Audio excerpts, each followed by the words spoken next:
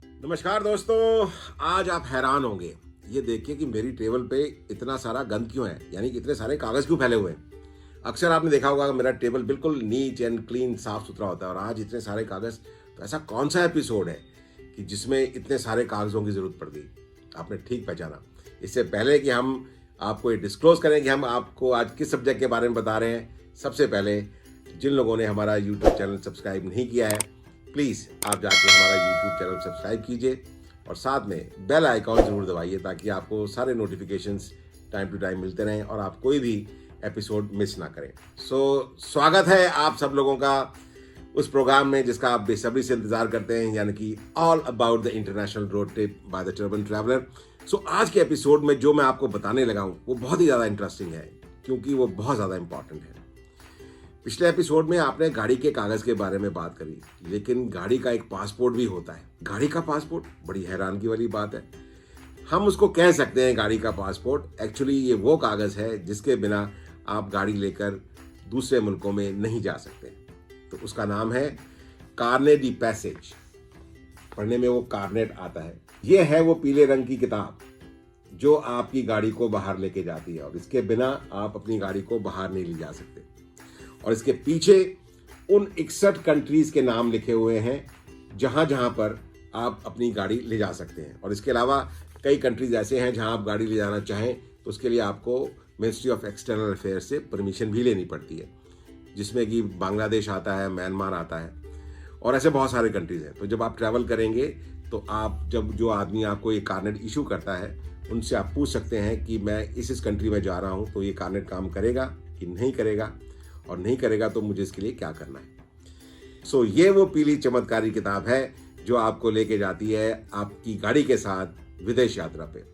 तो आइए समझते हैं इस किताब में लिखा क्या है और ये होता क्या है और इसको कैसे भरते हैं। सबसे पहले इंपॉर्टेंट चीज़ है, यहाँ पर जहाँ ऊपर नाम लिखा होता है आपका, उसके नीचे को ड्राइवर एक खाना होता है को ड्राइवर का। तो को ड्राइवर मेंशन करना बहुत से ज़्यादा बहुत ज़रूरी है। वो इसलिए खुदा न खास्ता अगर आपको कुछ हो जाता है या कुछ एक्सीडेंट हो जाता है या बीमार हो जाते हैं तो उस सूरत में आपके साथ कोई दूसरा आदमी चलाने वाला ज़रूर चाहिए। अगर इसके ऊपर लिखा होगा तो वो ऑथराइज होगा गाड़ी का कस्टम क्लियर कराने के लिए भी, और साथ में ऑथराइज होगा गाड़ी चलाने के लिए भी। तो ये बहुत इंपॉर्टेंट है। अब इस किताब को खोलते हैं और देखते हैं ये क्या है। इस किताब के यहाँ पर ऊपर आप देख रहे होंगे काफ़ी सारे हिस्से हैं। ये हिस्से वो हैं जो आपके हैं, मतलब आपके लिए है। इस किताब के बेसिकली 1, 2 और 3, या गोल्ड स्टैम्प देख रहे हैं यहाँ पर, ये 3 हिस्से होते हैं। तो जब ये फॉर्म भरा जाता है तो एक फॉर्म ये भर के कस्टम रख लेता है, दूसरा आपको जाते वक्त देना पड़ता है, और तीसरा जब आप आते हैं तो वो आपको देना पड़ता है। तो मतलब ये हुआ कि एक आपके पास रह गया, एक कस्टम वालों ने जाते वक्त रख लिया और एक कस्टम वालों ने आते वक्त रख लिया। तो इसके 3 हिस्से होते हैं। तो ये जितने सारे हिस्से हमारे पास है, इतने कंट्रीज हम गए हैं। अब बात करते हैं कि ये मिलता कैसे है। इसका बड़ा आसान तरीका है। यहाँ पर इस कंपनी का नाम लिखा हुआ है वेस्टर्न इंडिया ऑटोमोबाइल एसोसिएशन। ये मुंबई की है, जिसका एड्रेस हमारे डिस्क्रिप्शन में दिया हुआ है। आप उनसे बात करें, और बहुत ही कोऑपरेटिव हैं वो लोग और बहुत ही प्रोफेशनल हैं। तो वो आपकी पूरी मदद करेंगे। उनका एक क्वेश्चनर होता है, वो आपको क्वेश्चनर भेजेंगे, इन्फॉर्मेशन आपको उनको प्रोवाइड करनी है, और जो पैसे हैं आपको ट्रांसफ़र करने हैं, और जो इन्फॉर्मेशन आपने देनी है वो आपको भेजनी है। और सारा काम ये तकरीबन ऑनलाइन पे होता है, आपकी फ़ोटो समेत। फ़ोटो भी वो लोग, आप अगर डिजिटल भेजते हैं तो वो वहाँ से करा लेते हैं। एक ये कागज़ है जो कि कार्नेट का हिस्सा है, और ये क्या है, इसके ऊपर लिखा हुआ है वेस्टर्न इंडिया ऑटोमोबाइल एसोसिएशन। और ये कागज़ है अगर यहाँ से आप कोई सामान लेके जा रहे हैं, जैसे कि हम बहुत सारे इक्विपमेंट हम लेके गए हैं, आप देखेंगे तो ये 1, 2, तकरीबन 5-6 पेजेस हैं। ये 5-6 पेजेस ये एक आपकी पैकिंग लिस्ट है। तो इस पैकिंग लिस्ट में हमारा बैग वाइज हर चीज़ का डिस्क्रिप्शन था, जितने हमारे इक्विपमेंट्स थे, और इसमें सब में वो मेंशन थे, ताकि क्योंकि ये एक वैल्यूएबल आइटम है और इस पर भी कस्टम ड्यूटी लग सकती है जिस तरह आपकी गाड़ी पे लगती है। ये आपको वहाँ पर इंडोर्स करके वहाँ से चाहिए, और जब आप जाते हैं तो आपको इसकी फ़ोटोकॉपी करा के रखनी चाहिए। अगर कस्टम वाला कोई पूछता है तो आप बता सकते हैं कि ये इंडोर्स्ड है, तो इसमें आपको कोई मसला नहीं आएगा। तो ये बहुत इंपॉर्टेंट डॉक्यूमेंट है, इसको भूलिएगा मत। अब बात करते हैं कि दूसरे कंट्रीज़ के अंदर कार्नेट के अलावा और आपको क्या करना होता है। सबसे ज़्यादा मुश्किल है काम चाइना में, और वो है वहाँ की रोड परमिशन। चाइना के साथ अब और भी बहुत सारे कंट्रीज़ ने शुरू कर दिया है। साउथ ईस्ट एशिया में भी 2-3 कंट्रीज़ हैं जहाँ पर आपको रोड परमिशन लेनी पड़ती है, जिसमें थाईलैंड तो एक है, एक शायद वियतनाम और कंबोडिया में से कोई एक है। तो अब ये रोड परमिशन होती क्या है और मिलती कैसे है? तो रोड परमिशन का मतलब ये होता है कि जब आप एंटर कर रहे हैं उससे पहले आपको एक एजेंट की ज़रूरत है, जो कि वहाँ का टूरिज़्म डिपार्टमेंट से जिसका एफिलिएशन होता है। आपको उसको अप्रोच करना पड़ेगा, वो आपके बिहाफ के ऊपर आपकी रोड परमिशन वहाँ पर अप्लाई करेगा और वो आपको रोड परमिशन लेके देगा, जिसके लिए एक पैसे लगते हैं। और चाइना के अंदर और बहुत सारी चीज़ें हैं जो मैं आपको बताता हूँ, एक एक करके बताऊँगा। और उस रोड परमिशन के बाद आपको जब आप आएंगे, उसको आपको रिसीव करने आएगा बॉर्डर के ऊपर, रोड बॉर्डर के ऊपर, और आपके साथ तब तक रहेगा जब तक कि आप उस मुल्क से या उस कंट्री से बाहर नहीं चले जाते। अब ये रोड परमिशन जो है दिल्ली से लंदन तक का अगर आप देखेंगे, तो अगर मैंने 35 या 40 लाख रुपए खर्च करे थे, उसमें 7,60,000 रुपए, 7,60,000, $9,860 मेरे लगे थे। तो ये पैसा मैंने दिया था 4 लोगों की रोड परमिशन लेने के लिए। और सबसे ज़्यादा किलिंग लगता है कि आपने 7.5-8 लाख रुपए आपने खर्च कर दिया खाली रोड परमिशन के लिए। और उसमें हमारे साथ थोड़ी सी धांधली भी हुई थी। अब मैं धांधली कहूँ या उसको मिसअंडरस्टैंडिंग कहूँ या कुछ भी कह सकता हूँ। आइडियली वो आपको होटल स्टे साथ में देते हैं, तो मेरे वाले केस में उन्होंने हमें होटल स्टे भी नहीं दिया और वो बाद में साफ मुकर गए। तो मैं वो भी बताऊंगा वो कौन सी कंपनी थी, और ये भी आपको बताऊंगा कि आपको क्या क्या एहतियात रखनी है। तो बात करते हैं कि जब आप यहाँ से रोड से जब आप जाते हैं, तो नेपाल से हम गए, तो नेपाल से जब आप एंटर करते हैं वो कौन सा फॉर्म होता है, वो कौन सा जादुई फॉर्म है, तो मैं आपको दिखाता हूँ। ये है वो नीले रंग का कागज़। जब आप इंडिया से नेपाल जाते हो तो ये आपको भर के देना पड़ता है। तो ये वहाँ पर आपको भर के दे देंगे, इसकी एक कॉपी अपने पास रख लेंगे। और ये उसके जो है ये अनुमति पत्र होता है, ये लिखा हुआ है, इसके साथ इसके जो पैसे हैं उसकी भी रसीद लगी हुई है। तो नेपाल क्रॉस करने के लिए आपको खाली ये कागज़ चाहिए। फिर आ जाता है चाइना। तो जब हमने वीज़ा की बात करी थी आपके साथ कि वीज़ा कौन सा होता है और कैसे वीज़ा होता है, तो आपको बताया था अभी वीज़ा कैसे लेना है। चाइना का वीज़ा जो है, हमने आपको अपने लास्ट एपिसोड्स में बताया हुआ है कि चाइना का ग्रुप वीज़ा होता है। तो अब मैंने पहली बार अपनी ज़िंदगी में ऐसा देखा था कि आपके पास, क्योंकि हमने नॉर्मली वीज़ा देखे हैं अपने पासपोर्ट के ऊपर ठप्पा लगाते हुए, और उसके बाद जब से मॉडर्नाइजेशन हुआ है तो फिर आपको डिजिटल वीज़ा मिलते हैं, वो आपके ई वीज़ा आ जाते हैं, तो उसका आप प्रिंट आउट निकाल लीजिए। ये वीज़ा एक ऐसा है जो पेपर वीज़ा इसको बोलते हैं। ये है वो चाइना का वीज़ा, इसके ऊपर लिखा हुआ है ग्रुप वीज़ा। तो ये पेपर वीज़ा होता है, और ये आपको, इसमें आपके जितने लोग होते हैं उन सबके नाम लिखे होते हैं। सो ये लिस्ट ऑफ ग्रुप, इस सारा कुछ इसके अंदर मेंशन है। तो ये वो पेपर है जिसको ग्रुप वीज़ा बोलते हैं, चाइना का ग्रुप वीज़ा।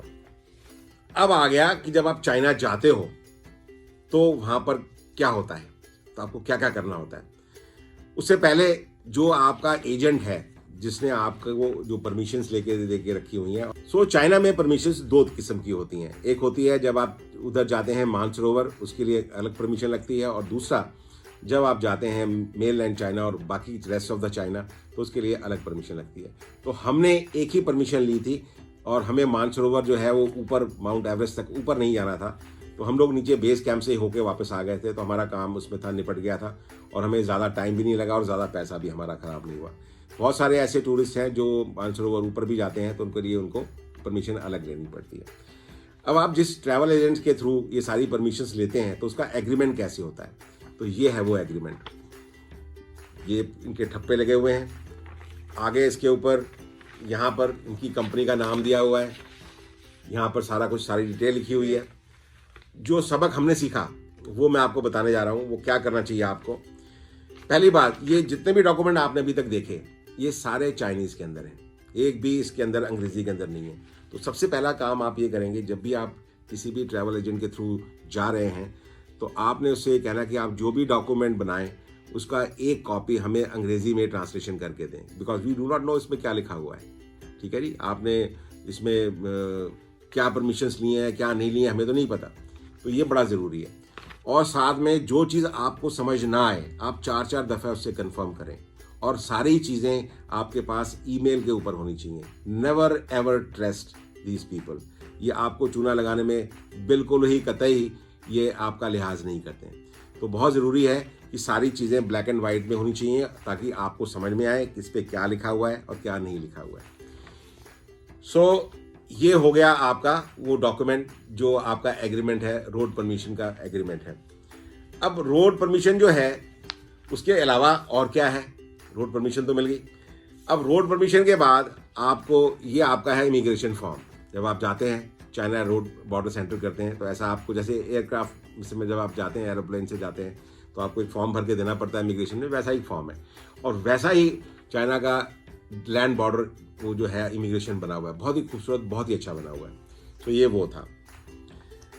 अब जब आप चाइना पहुंचते हैं तो बॉर्डर से एंटर करने के बाद लासा से पहले एक शहर आता है, वहाँ पर आपको ये सारी जो परमिशंस जो है वहाँ पर जाके इंडोर्स होती हैं, वहाँ पे आपकी इंश्योरेंस मिलती है, आपका गाड़ी का लाइसेंस मिलता है, गाड़ी की नंबर प्लेट मिलती है और सारा काम वो करना होता है। तो टेक्निकली तो मेरे हिसाब से तो आप वहाँ से लेकर वहाँ तक गाड़ी नहीं चला सकते, पर एजेंट आपके साथ होता है तो आई डोंट थिंक कि कोई इशू है। हमें तो कोई इशू अभी तक हुआ नहीं। अब आपको ये बताते हैं कि वो ड्राइविंग लाइसेंस कैसा दिखता है, वो चाइना की नंबर प्लेट कैसी दिखती है, ये आपको आज तक किसी ने नहीं दिखाया होगा।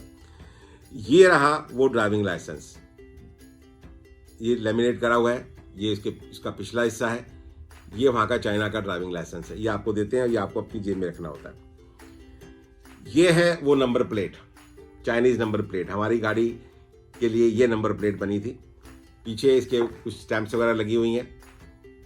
सो ये नंबर प्लेट है और इस नंबर प्लेट को आपको अपनी गाड़ी पे नहीं लगाना है, इस नंबर प्लेट को आपने फ्रंट में अपने शीशे के साथ वहां रख देना है। अगर कोई पूछता है तो आपको ये नंबर प्लेट दिखानी है। तो ये तो थी नंबर प्लेट। सो अभी हमने आपके साथ बात करी कारनेट की और रोड परमिशंस की और आपको सारे डॉक्यूमेंट्स दिखाए। और पिछले एपिसोड में अगर आपको याद होगा हमने बात करी थी जब आप जाते हैं तो कार की इंश्योरेंस लेनी पड़ती है जो कि बॉर्डर पे मिल जाती है। अब वो इंश्योरेंस दिखती कैसे है तो वो मैं आपको दिखाना भूल गया, तो इस एपिसोड में आपको दिखा रहा हूँ कि वो कार की इंश्योरेंस कैसी होती है। ये है वो कार की इंश्योरेंस जो हमें चाइना में मिली थी।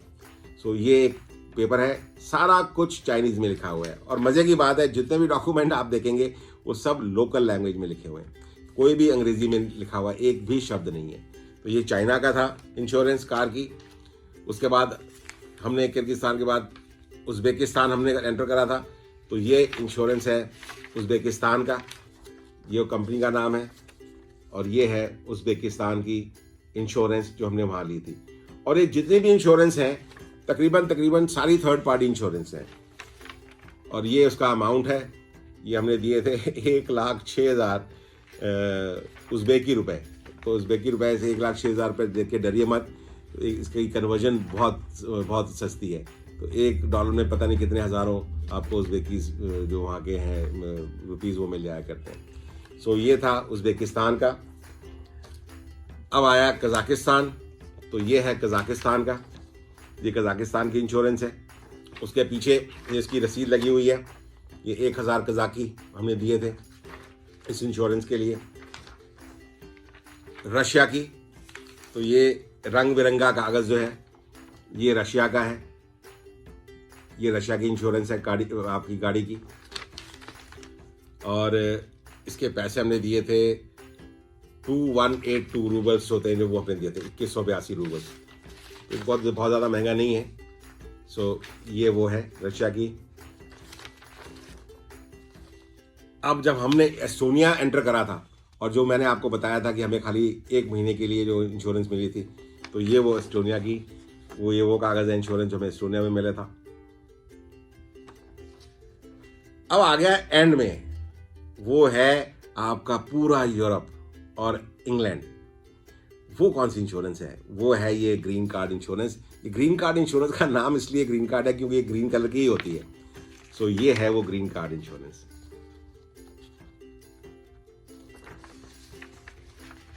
और ये है उसकी रसीद। 112 यूरो लगे थे हमारे पहले वाले में, ऑनलाइन भरे थे वो, मैं गलती थी, 120 नहीं उसके 140 दिए थे और इसके 90 नहीं, इसके 112 यूरो हमने दिए। तो ये है वो सारा कुछ। और ये उस कंपनी का कार्ड है, उस लेडी का कार्ड है जिससे हमने इंश्योरेंस ली थी, ये आप देख रहे हैं। और ये इंश्योरेंस हमने ली थी लातविया में। सो ये सारी चीज़ें मैंने आपको बताई इंश्योरेंस की आपको ओरिजिनल पेपर बताए, कारनेट का आपको ओरिजिनल कागज़ दिखाया कि कारनेट कैसे दिखता है, और उसके अलावा आपको जो सारा कुछ जितने भी पेपर वर्क की इन्फॉर्मेशन थी, वहाँ की रोड परमिशंस के बारे में, वो सब कुछ मैंने बताया। हाँ दोस्तों, एक चीज़ तो मैं आपको भूल ही गया दिखाना। वो क्या है, मैंने आपको बताया ज़रूर है पिछले एपिसोड में अबाउट द IDD, यानी कि इंटरनेशनल ड्राइविंग लाइसेंस। अब वो दिखता कैसे है, आइए दिखाता हूँ आपको। ये है वो ग्रे कलर की किताब जिसको कहा जाता है इंटरनेशनल ड्राइविंग लाइसेंस, यानी IDD। और ये इसके पीछे उन सारे कंट्रीज़ के नाम लिखे हुए हैं जहाँ पर ये यूज़ कर सकते हैं आप इसको। और अंदर भी लिखा हुआ है, आप कहेंगे जी वो तो बहुत कम है, ये अंदर भी लिखा हुआ है। और साथ में इसके ये कागज़ लगा हुआ है, और ये कागज़ जो है, ये जो एसोसिएशन है, ये AAA एसोसिएशन है। AAA का मतलब होता है अमेरिकन ऑटोमोबाइल एसोसिएशन। मैं इसका मेंबर 40 साल से मेंबर हूँ इसका। 79 में पहली दफ़ा अमेरिका गया था, तब मैंने अपना ये AAA कार्ड बनवाया था। तब से लेकर आज तक ये एसोसिएशन जो है वो मेंबर है, एफिलेटेड है AAA के साथ। मेरे पास AAA का एक अलग से भी कार्ड है। अगला मौका मिला आपको किसी दूसरे एपिसोड में तो वो भी दिखाऊंगा। अब ये अंदर से कैसे लगता है, और ये ड्राइविंग लाइसेंस जो है वो आपका 1 साल के लिए वैलिड होता है। ये रहा इसके सेकंड पेज पे, ये लगी मेरी फोटो। सो ये है आपका इंटरनेशनल ड्राइविंग लाइसेंस यानी IDD। अब बात करते हैं पेपर्स की सेफ्टी की। सो जितने भी डॉक्यूमेंट आप देख रहे हो, किसी भी किस्म का कोई भी डॉक्यूमेंट आपकी जर्नी से मुतल्लिक, उसकी 3 चीज़ें बननी चाहिए।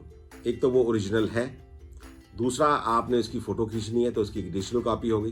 तो डिजिटल कॉपी जो है वो आप एक क्लाउड पे रखें ताकि इसको जब मर्जी चाहे रिट्रीव कर सकें। और दूसरी आपके फ़ोन में होनी चाहिए ताकि कहीं पर भी आप एक्सेस इमीडिएटली कर सकें। और तीसरा, उसके प्रिंट्स बनाकर आपको रखने चाहिए, क्योंकि बहुत सारे जगह पे बॉर्डर्स के ऊपर आपसे वो इनके पेपर्स की फ़ोटोकॉपी मांगते हैं, तो आपको वो भी रखना चाहिए। तो तीनों हिस्से इसके होने चाहिए। ये तो हो गई आपकी सेफ्टी का पहला हिस्सा, ठीक है। सेफ्टी से मेरा मतलब ये है कि अगर कोई कागज़ गुम गया, ठीक है, और आप गाड़ी में जा रहे हैं, और अक्सर मैंने कई देखा कि बहुत सारे ट्रैवलर्स ऐसे हैं जिनके साथ चोरी चकारी के भी हादसे हुए हैं। इनकी गाड़ियों के शीशे तोड़ लिए गए, वहाँ से सारा सामान निकल गया, पूरा लैपटॉप, पूरा सब कुछ, जितना उनका कपड़ा था, लत्ता था, सब कुछ लोग उठा के ले गए। ऐसा भी होता है, और ऐसा हुआ है। मेरे दोस्त हैं परवीन जी, जो मुंबई में है, और वो दिल्ली से अमेरिका तक गए थे गाड़ी लेके, और उनके साथ इटली में ऐसा हुआ। So it's sad. मैं नहीं कहता कि हर कंट्री में ऐसा होता है, मेरे साथ कोई भी ऐसा हादसा भी नहीं हुआ, लेकिन उनके साथ हुआ है, तो ये किसी के साथ भी हो सकता है। तो आपके पास जितना भी कैश या डॉलर्स या आपके क्रेडिट कार्ड या इस तरह की चीज़ें हैं, वो आपको बहुत सेफ रखनी है, क्योंकि अगर ये गुम जाती हैं तो आपका क्रेडिट कार्ड गुम गया, ठीक है, दूसरा इशू हो जाएगा, लेकिन उसके अंदर प्रॉब्लम कितनी है, टाइम कितना जाएगा, पैसे आपके चोरी हो गए तो आप फिर पैसे मंगाओगे, या बहुत सारा हैसल है।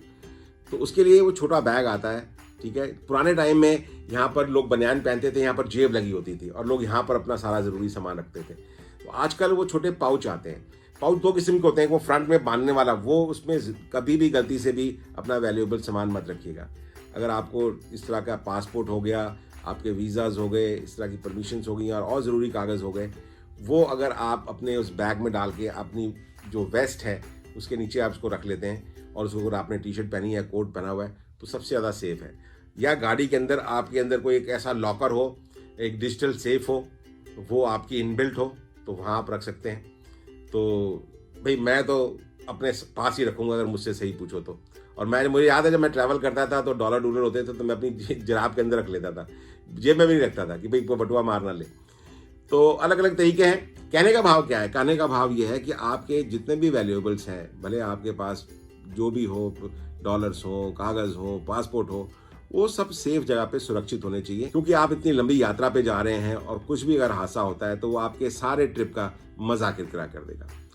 सो उम्मीद करता हूँ कि आपको जितनी भी इन्फॉर्मेशन मैंने दी है ये आपके लिए बहुत वैल्यूएबल होगी, और जितनी इन्फॉर्मेशन मैंने आपको दी है इससे रिलेटेड जो इन्फॉर्मेशन है वो नीचे हमारे डिस्क्रिप्शन में लिखी हुई है। इसके बावजूद भी अगर कुछ रह गई हो या आपको कुछ मुझसे पूछना हो तो मैं आ ही रहा हूँ कल आपके साथ फेसबुक पर लाइव, तो आप वहाँ मुझसे पूछ सकते हो। तो इसी तरीके की और बहुत सारी चीज़ें हैं जो एक एक करके पर्थ दर पर्थ हम खोलते रहेंगे और आपको बताते रहेंगे all about the international road trip में, जो कि एक ऐसा ट्रिप लगाने के लिए, एक इंटरनेशनल रोड ट्रिप लगाने के लिए ज़रूरी है, और आप इन सब चीज़ों का लाभ उठा सकेंगे। और हाँ, अगर आपको इससे कुछ फ़ायदा हो रहा है तो आप अपने दोस्तों से हमारे एपिसोड ज़रूर शेयर करें ताकि ये फ़ायदा उन तक भी पहुंच सके। सो ये एक अच्छा काम है, नेक काम है। तो अपना प्यार इसी तरीके से बनाए रखिए और नेक्स्ट एपिसोड में हम फिर मिलेंगे आपको, फिर कुछ नया लेके जो आपके लिए ज्ञानवर्धक होगा। तब तक आप देखते रहिए हमारा program all about the international road trip by the turban traveller. नमस्कार।